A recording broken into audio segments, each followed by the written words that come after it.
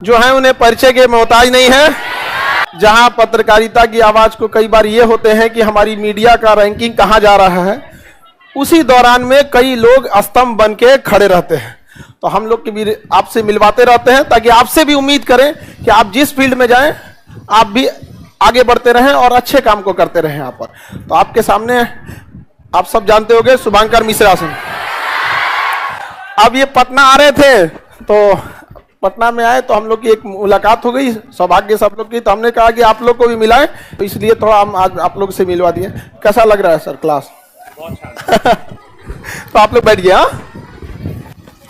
पटना पहली बार आना हुआ है, बिहार पहली बार आना हुआ है, तो बहुत अच्छा लग रहा है आप लोगों को देख के। मेरा बहुत मन था खान सर से मुलाकात करने का, क्योंकि सोशल मीडिया के माध्यम से कई बार कई कॉम्प्लिकेटेड इश्यूज को बड़े हल्के फुल्के अंदाज में हम समझा करते थे। मेरी मम्मी बहुत बड़ी फैन है सर की, बाय द वे। और मम्मी की बात की है तो हमें ऐसा लगता है हम सबकी माँ एक जैसी होती है, सबको बहुत मानती है यहाँ पे। तो हम सर के आने 2 दिन पहले बात किए थे हम। हाँ। और थोड़ा सॉरी बोलेंगे उनसे, क्योंकि बाबा धाम का प्रसाद हम लोग नहीं ला पाए। एक्चुअली हम लाए थे, यहाँ लोग इतने आते हैं खा लिए, और वो हम स्पेशली आपकी मम्मी के लिए रखे थे। और बाबा धाम का अभी तो सावन चल रहा है ना, हमारे काउंटर पर रखा था। एक आदमी क्या है, हम कहीं यहाँ का है, हम ले ले, हम मना कैसे करें। तो हम नेक्स्ट टाइम जरूर लाएंगे। कोई नहीं, हमने खान सर को दिल्ली बुलाया अपने पॉडकास्ट में, और आई एम श्योर वहां तक प्रसाद आ जाएगा। हाँ जरूर आ जाएगा, जरूर। बाकी आप लोगों से आप सब अच्छा कर रहे होगे, आई एम श्योर। यहाँ पहुंचे हो घर वालों से दूर, कुछ घर वालों के पास, बहुत सारे सपने लेकर। मेरी लाइफ का एक्सपीरियंस इतना रहा कि मैं जब कॉलेज के टाइम में था और जब मैं बाद में एंकर बना, तो मेरे मन में कई बार ये सवाल आता था कि ऐसा क्या था कि जो मैं, क्योंकि आपको शायद कुछ लोग जानते होंगे, मैंने बीटेक मैकेनिकल इंजीनियरिंग की है।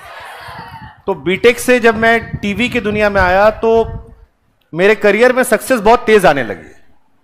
मैं उन कुछ जर्नलिस्ट में था जो बहुत जल्दी नाम कमाने लगे।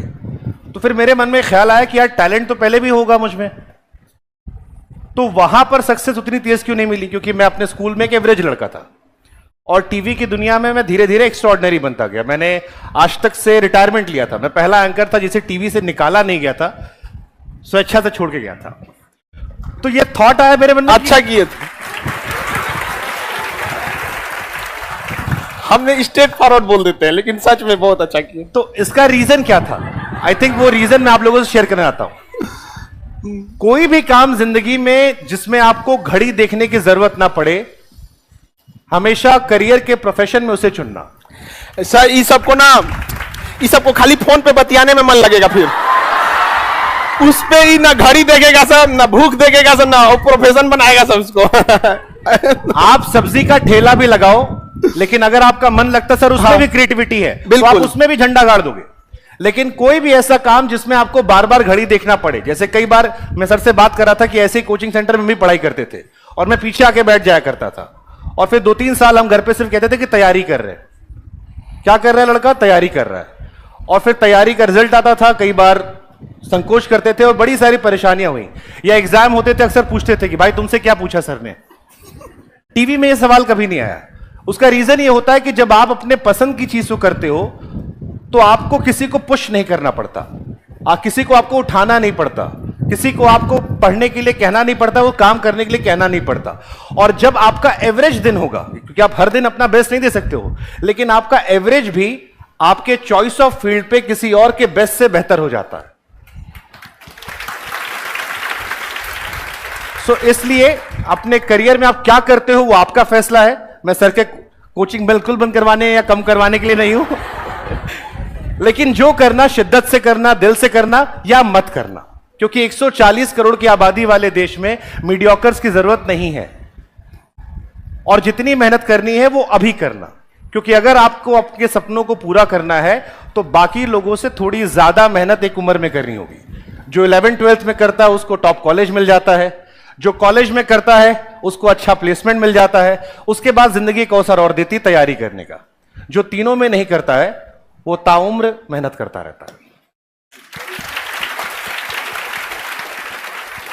तो ये आपको डिसाइड करना कि बाकी लोगों से 5 साल एक बार में ज्यादा मेहनत करके जिंदगी संवार ले, या पूरी जिंदगी मेहनत करते रहे। वो आपके अपने सपने हैं। बाकी एक शेर मैं कहना चाहूंगा, मैं हमेशा शेर से बड़ा इंस्पायर रहता हूं। कि जहाजों को जो डुबा दे उसे तूफान कहते हैं, और तूफानों से जो टक्कर ले उसे इंसान कहते हैं। और ये मेरी फेवरेट लाइन है कि वो कौन सा आपदा है जो हो नहीं सकता, तेरा जी ना चाहे तो क्या हो नहीं सकता। वो कौन सा आपदा है जो हो नहीं सकता, तेरा जी ना चाहे तो क्या हो नहीं सकता। एक छोटा सा चीता जाके पहाड़ के ऊपर घर करे, क्या ये लड़के अपने ख्वाबों को मुकम्मल ना कर सके। तो आई थिंक मेरी तरफ से आप सभी को बेस्ट विशेस। राखी भी आ रही उसकी, इंडिपेंडेंस डे गया उसकी। बस ये है जाते जाते कि लगे रहो, जमे रहो, डटे रहो। लगे रहो, जमे रहो, डटे रहो। ये दुनिया चाहे ना चाहे एक रोज तुम्हें अपने सराखों पर बिठाएगी, लेकिन शर्त यही है, लगे रहो, जमे रहो, डटे रहो। Thank you so much everyone. Bihar कैसा लगा? बिहार आप अगर 2 महीना रुक जाएंगे तो यहीं रह जाएंगे। देखिए, बिहारियों में एक बड़ी अच्छी चीज है। मैं कल प्रशांत किशोर जी का इंटरव्यू ले रहा था और बड़ी देर तक हमारी चर्चा चली। अभी आने वाले टाइम में इलेक्शन भी आएगा, कई महीने में यहाँ रहेंगे। हाँ, वो अभी काफी वर्क कर रहे हैं इलेक्शन पे, बड़ा तेजी से। हाँ, नए विचारों को रख रहे हैं लोगों को लाने। अरे बहुत कठिन कठिन सवाल पूछे हमने, आप लोग को मजा आएगा। आप लोग इंटरव्यू जरूर देखिएगा। हाँ, नहीं, पॉलिटिकल इंटरव्यू जरूर देखिएगा। अक्सर नेता लोग डरते बहुत है, चाहे इधर के हो या उधर के। आप उनसे अगर कहिए कि इंटरव्यू करना है तो पहला सवाल पूछने क्या वाले हो। और ये केवल सरकार वाले नहीं, उधर वाले भी पूछते हैं कि आप पूछने क्या वाले हो। अक्सर इंटरव्यू अपने पसंद के लोगों को देते हैं, दोनों साइड के। बट मुझे खुशी होती जब ऐसे लोग मिलते हैं मुझे जो आपसे ये नहीं पूछते क्या पूछने वाले हो, और फिर आप चढ़कर पूछते हो और फिर उससे जवाब आता है। तो मुझे लगता है कल एक ऐसा इंटरव्यू हमने किया और बहुत तकरीबन 2-2.25 घंटे का इंटरव्यू था। बिहार पर फोकस था।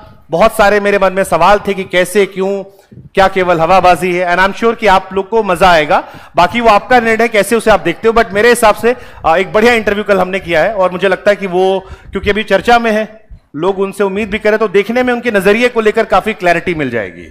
लेकिन बिहार को उनको लेकर मैंने एक बात कही थी कि बिहारी बड़े पैशनेट होते हैं। मेरे दफ्तर में भी कई सारे लोग हैं जो बिहार से हैं और वो बड़े पैशनेट होते हैं और दिल से होते हैं। अगर दिल में उनके आप एक बार घर कर गए तो वो आपके लिए सब लुटाने को तैयार होते हैं। हम लोग लुटाइए के तो चौपट हुए हैं ना, बचा क्या है हम लोग। लेकिन फिर भी है यहाँ पे। और कहते हैं ना कि आपके ऑफिस में बिहारी हैं यहाँ पे। हम आपको बताते हैं ना कि यदि चांद पे भी ऑफिस बनेगा ना तो उसमें एक तो बिहारी पक्का रहेगा। नहीं, लेकिन हम चाहेंगे कि बिहार का टैलेंट जो है वो बिहार में भी काम आए। हाँ बिल्कुल, ये माइग्रेशन दुनिया में काम कर रहा है। बिहार का टैलेंट बिहार में भी आना चाहिए और उससे बिहार का बड़ा भला होगा। तो आप में से लोग तैयारी कर रहे हैं, आपके सपने पूरे होंगे। लेकिन जब आपके सपने पूरे हो तो आप भी कोशिश कीजिएगा कि आपके शहर के, आपके गांव के कुछ लोगों के सपने आप भी पूरे करवाइएगा, क्योंकि समाज तभी बदलेगा। अगर आप में से किसी के जहन में कोई सवाल आप पूछ सकते हो मुझसे, क्योंकि कई बार ऐसे मौके रोज नहीं मिलते हैं।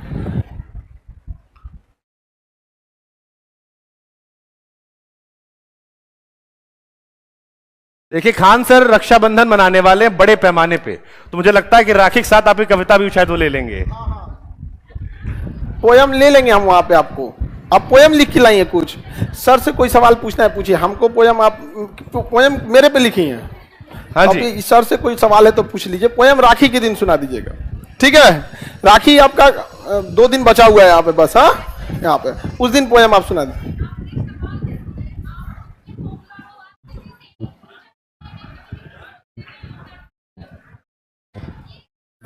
मैम किसी से पैसा नहीं लेते ना, इसलिए।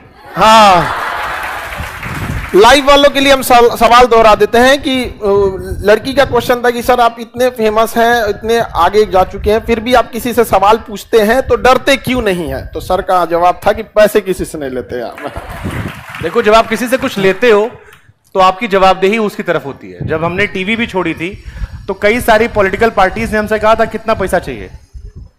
हमें कुछ नहीं चाहिए, बस तुम अपना काम तुम अच्छा करोगे, हम करेंगे। लेकिन हम उस देश में रहते हैं जहां कोई आपको एक कप चाय पिलाता है तो अगली बार उम्मीद करता है कि आप भी पिलाओगे उससे। और कोई अगर आप पे 10 रुपया खर्चा कर रहा है तो आपसे 100-200 की उम्मीद कर रहा है। तो मुझे लगा कि वो रोज की जवाबदेही मुश्किल होती है। और आजादी, जब टीवी छोड़ के निकले तो थोड़ा आजाद रहने का मन था कई बार वो कम खाओ लेकिन सुकून की नींद आती है। तो क्रांति नहीं करनी थी, लेकिन ये था कि स्वतंत्रता प्यारी थी, जवाबदेही मुझे नहीं चाहिए थी। एंड आई थिंक वही गॉड ब्लेसिंग की चीजें अच्छी चल रही हैं। आप लोग की पढ़ाई कैसी चल रही है?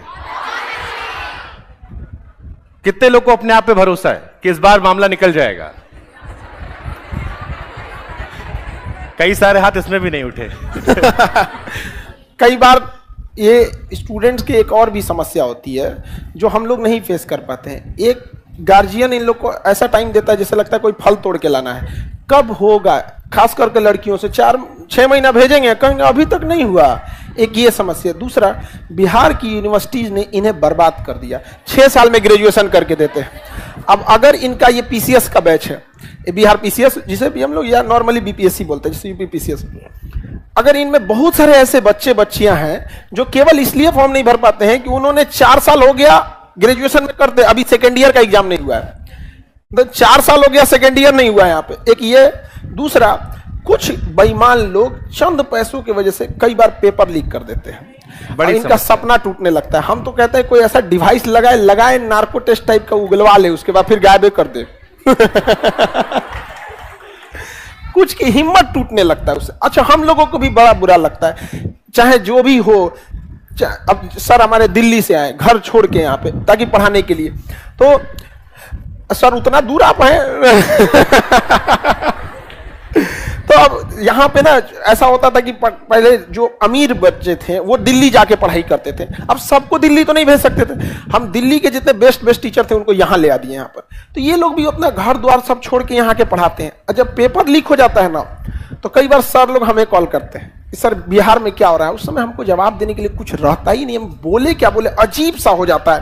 मतलब समझ में नहीं आता गुस्सा कहाँ निकाला जाए यहाँ पर। और एक सीधा सा जवाब आता है, हम इसकी जांच कर रहे हैं। अरे जांच कर रहे हैं, इनको जांच नहीं पूरा होता है यहाँ पे। अब तो समझते ही इन लोग को जांच कर रहे हैं। तो बस ये एक तो तकलीफ लग। अच्छा, ये केवल समस्या बिहार की नहीं है, ये यूपी की भी है, राजस्थान की, एक बड़े लेवल की पैन इंडिया समस्या बन चुकी है यहाँ पर।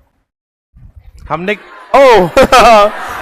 सही बात है, कोई ना कोई तो करता ही होगा यहाँ पे।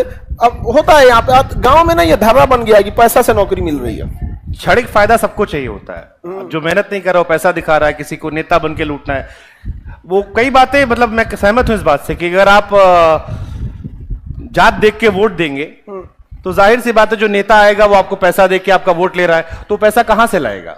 जात के साथ साथ भात भी देख रहा है। हाँ, मतलब जात भात जो भी आ रहा है, 5 किलो 6 किलो नहीं, वो तो कई सारी चीजें हो गई।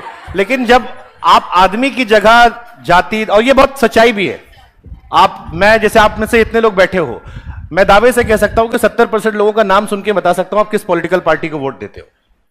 ये तो 60 से 70% लोगों के बारे में, 30% वो होते हैं जिनमें 5-10% रेयर एग्जेम्पशन होते हैं। बाकी आप किसी पॉलिटिकल पार्टी से या तो डायरेक्ट जुड़े हुए या बेनिफिट ले रहे हैं, तो आप अपने कास्ट के अलावा वोट देते हैं, वरना सबका तय होता है। मेरे परिवार से लेकर आप सबका एक कह सकते हो।